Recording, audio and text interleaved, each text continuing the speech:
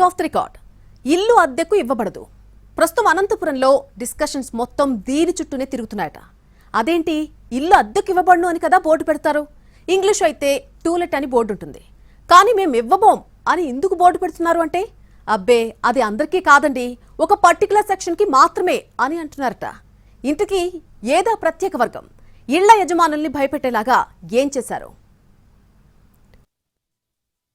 గాలికి పోయే కంపను గుడ్డకు తగిలించుకోవాలని ఎవరైనా అనుకుంటారా? ఇప్పుడు మాది కూడా అదే స్కూల్ అంటున్నారు అనంతపురం జిల్లాలోని కొందరు హౌస్ ఓనర్స్. కష్టపడి కట్టుకున్న కలల సౌధాన్ని ఎవరికైనా అద్దెకివ్వాలంటే 100 ఆలోచిస్తారు ఎవరైనా. అద్దెకు దిగే వాళ్ళ క్యారెక్టర్ నుంచి గోడలకు మేకులు కొట్టేదాకా రకరకాల ఎంక్వైరీలు చేస్తారు. కానీ పవర్లో ఉన్న ఎమ్మెల్యేనో ఎంపీనో వచ్చి ఇల్లు అద్దెకు కావాలని అడగగానే అబ్బో ఎమ్మెల్యే గారు మమ్మల్ని గాంగా అడిగారనుకుంటూ ఎగబడిచ్చేసి కొందరు దెబ్బతినడంతో ఇప్పుడు యజమానుల ఆలోచన విధానం మారుతోందట. ఉమ్మడి జిల్లాలోని పలు నియోజకవర్గాలకు చెందిన నేతలు అనంతపురంలోని నివాసం ఉంటారు. జిల్లా కేంద్రం కావడంతో ఏ నాయకుడైనా ఇక్కడుండేందుకు ప్రాధాన్యం ఇవ్వడం సాధారణం. కొందరు సీనియర్ నాయకులైతే సొంతిల్లు కట్టుకున్నారు కానీ మరికొందరు మాత్రం అద్దె ఇంటికి ప్రాధాన్యం ఇస్తున్నారు. ఈ క్రమంలో నగరంలో కొన్ని రిచ్ కాలనీల్లో విలాసవంతంగా నిర్మించుకున్న ఇళ్లను ఎంచుకుంటున్నారు సదరు ప్రజాప్రతినిధులు. పవర్లో ఉన్న పొలిటికల్ లీడర్లంటే ఇల్లు పెద్దగా ఉండాలి, ఓ 200 మంది వచ్చినా ఇంట్లో బయట కలిపి ఇబ్బంది లేకుండా ఉండాలి. అందుకే ఈ లెక్కలన్నీ చూసుకుని మంచి భవనాలను అద్దెకు తీసుకుంటున్నారు. మొన్నటి వరకు ఇలా పొలిటికల్ లీడర్లకు ఇల్లు ఇవ్వాలంటే ఓనర్లు తెగ ఉత్సాహం చూపించేవారు. ఇంకా చెప్పాలంటే రారమ్మని ఆహ్వానించేవారు కూడా. తమ ఇంట్లో పలానా ఎమ్మెల్యేనో లేక పలానా రాజకీయ నాయకుడే ఉంటున్నాడని గొప్పగా చెప్పుకుంటూ తిరిగేవారు. పైగా అది అడ్రస్ పాయింట్ అవుతుందని అనుకునేవారు. కానీ ఇప్పుడు అనంతపురంలోని పాష్ బంగ్లాల యజమానుల మైండ్ సెట్ మారిపోయిందట. పొలిటికల్ లీడర్లకు ఇంటిని అద్దెకు ఇవ్వాలంటేనే బాబోయ్ మా వల్ల కాదని ముఖం మీదే చెప్పేస్తున్నట్టు తెలిసిందే. ఇంతలోని అంత మార్పు ఎందుకని అంటే అబ్బో బ్యాక్గ్రౌండ్ బాగానే ఉందని అంటున్నారు స్థానికులు. ఇటీవల కొందరు నాయకుల వ్యవహార శైలి వివాదాస్పదమవుతోంది. వారుంటున్న ఇంటికి అద్దె చెల్లించే విషయం రచ్చవుతోంది.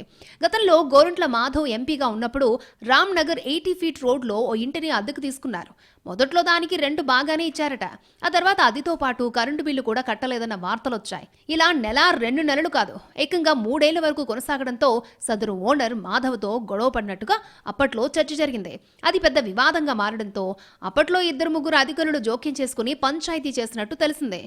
ఎంపీ కదా అని మౌనంగా ఉంటే ఆయన ఇలా చేశారంటూ సదరు ఓనర్ చాలా మంది దగ్గర చెప్పుకున్నారట. ఇక ఇటీవల మాజీ ఎమ్మెల్యే తోపుదుర్తి విషయంలో సైతం ఇలాంటి వివాదమే చెలరేగింది. కొన్ని రోజులుగా ప్రకాష్ రెడ్డి, జిల్లా టీడీపీ నేతల మధ్య మాటల యుద్ధం జరుగుతోంది. ఈ క్రమంలో మడకసిర ఎమ్మెల్యే ఎంఎస్ రాజు, ప్రకాష్ రెడ్డి సవాళ్లు ప్రతి సవాళ్లు చేసుకుంటున్నారు.